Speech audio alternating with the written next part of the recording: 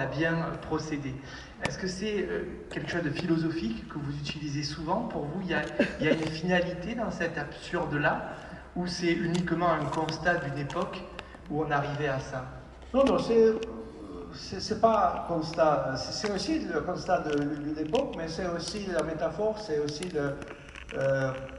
la formule de la vie.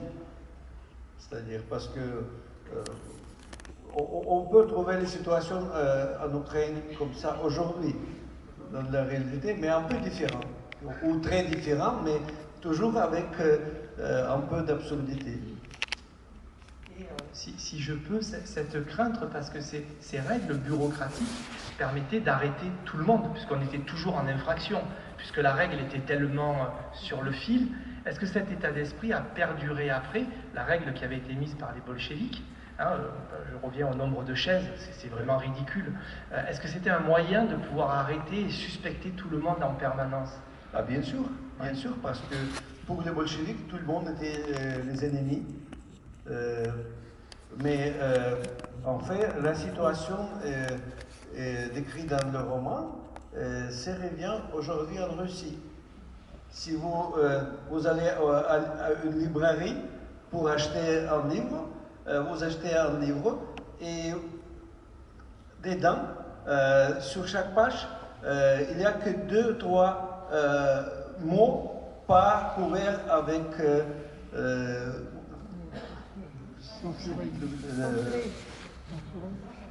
oui, pratiquement couvert ou fait noir. Oui. C'est-à-dire c'est la censure, mais c'est plus facile à interdire ces livres. Mais officiellement, en Russie, on dit que non, on est une société libre. Oui, on publie ces livres, mais il y a que 100% du texte lisible. C'est une absurdité magnifique. Mais enfin, l'histoire des règles et des règlements qui existent dans une société et ces règles, ces règlements qu'on ne connaît pas, moi je suis absolument persuadée que dès qu'on franchit la porte et qu'on arrive dans la rue, on est déjà en infraction. On est en infraction de 1000 règles qu'on ne connaît pas. Par exemple, je ne sais pas, qui sait qu'il faut. Est-ce qu'il faut encore nettoyer devant sa porte en ville? Est-ce qu'on a le droit de servir des caniveaux? Il y a des tas de choses qui se posent. Est-ce qu'on a le droit de marcher à l'envers d'une rue? Ou est-ce qu'on doit aller toujours tout droit? Tout ça me pose des questions. Parce qu'il y a trop de politiciens. Il faut avoir moins de politiciens, moins de règles, moins de lois. Moins de règles, moins de lois. Voilà. Est-ce que dans la salle, il y a quelqu'un qui voudrait... Oui, allez-y. Je ne sais pas qui passe le micro. Cette personne. Bonjour, j'ai une courte question. J'ai compris que le russe était la langue de la fiction, dans la tradition de la grande littérature russe. Quelle est la langue de vos rêves? Dans quelle langue rêvez-vous? Vous qui avez vos démêlés langagiers, enfin vraiment ça m'a beaucoup impressionné que vous utilisiez l'ukrainien pour... La dernière fois, j'ai rêvé en allemand. Comme un linguiste ancien, oui, je parle 6 langues aujourd'hui et très souvent j'ai des rêves qui me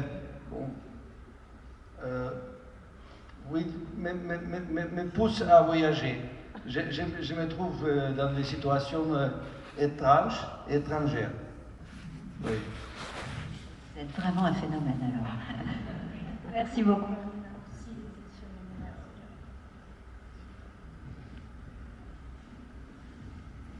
Comment peut-on expliquer la soumission des peuples russes aux dictateurs en permanence? Parce qu'en permanence, ça a toujours été ça, quoi, finalement. Oui, et ça dure depuis des dizaines d'années. Oui, il n'y avait pas de tradition de démocratie en Russie. La Russie était toujours une monarchie. En fait, c'était que pendant Boris Yeltsin, les gens se sentaient libres et beaucoup de gens acceptaient les valeurs démocratiques. Mais après Yeltsin, Poutine, petit à petit, a proposé aux Russes remplacer la liberté avec la prospérité et stabilité. Et comme ça, aujourd'hui, pour les Russes, la stabilité est plus importante que la liberté, et pour les Ukrainiens, la liberté reste plus importante que la stabilité, parce que l'Ukraine n'existait jamais dans une situation stable. Mais en fait, l'histoire des dernières 20 ans en Russie montre comment facile est le passage d'une société pas presque démocratique jusqu'à une société complètement contrôlée par la police, contrôlée avec des peurs, avec des retours dans les périodes les plus pires de la Russie, 1936-37. Parce que j'ai fait un discours il y a 3 jours à Oslo sur l'importance des mémoires autobiographiques et je parlais de Solzhenitsyn parce que on peut dire que jusqu'à récemment on a eu une bataille permanente post-hume entre Solzhenitsyn et Staline. La bataille était commencée quand les deux étaient en vie encore. Et il y a quelques jours, le maire de la ville Vladivostok a annoncé que le monument à Solzhenitsyn dans le centre de la ville va être enlevé et déplacé dans le banlieue. Et avant ça, le bas-relief de Staline était ouvert dans le métro Taganskaya à Moscou. C'est-à-dire que c'est le retour, vrai retour dans le passé. Et pour l'Ukraine, c'est la guerre entre l'avenir et le passé. La Russie représente le passé. Il n'y a pas de progrès, il n'y a pas de choses à montrer que la Russie essaie de se moderniser, essaie de devenir développée technologiquement comme Corée du Sud, ou comme Japon, ou comme les États-Unis, non? Ils ne s'occupent pas de ça. Et alors on va rester face à face dans une guerre face à face comme ça, c'est-à-dire de deux philosophies qui se traduisent par beaucoup de sang, beaucoup de douleur, beaucoup de... etc. Qu'est-ce que vous voyez dans un avenir proche et lointain? Rien de bon. Rien de bon? Non, en fait, c'est vraiment la guerre à 3 niveaux. C'est la guerre pour le territoire ukrainien, mais pour occuper le territoire ukrainien, il faut détruire l'identité des Ukrainiens. Oui. Et sur le niveau le plus haut, c'est la guerre géopolitique, où les pays autoritaires, les régimes autoritaires, essayent à prouver qu'ils sont plus capables de mener la situation que les pays avec valeurs démocratiques, avec des gouvernements démocratiques. Et si l'Ukraine perd la guerre, après on va avoir 10, 20 Orban en Union européenne, parce que Orban et Fico, c'est les ambassadeurs russes en Europe, qui rêvent de devenir aussi si autoritaires comme Poutine. Et il y aura des autres en Autriche, en Grèce, en Italie.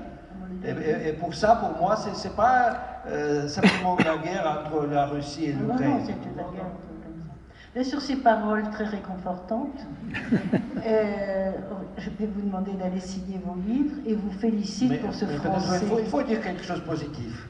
Alors, dites-le. Oui, parce que moi, j'ai la... Je peux vous raconter une blague. Racontez-moi. Peut-être, c'est pas moi qui ai inventé cette blague, et peut-être c'est le remake d'une blague ancienne, mais c'est très sympa. C'est The Hell, en français, Hell. Heaven and Hell, paradis et dans l'enfer. Oui. C'est l'enfer. Le centre administratif d'enfer et le diable lui-même fait un tour guidé à 3 politiciens, Reagan, Mitterrand et Poutine. Et il marche dans un couloir et une porte dans le bureau est ouverte.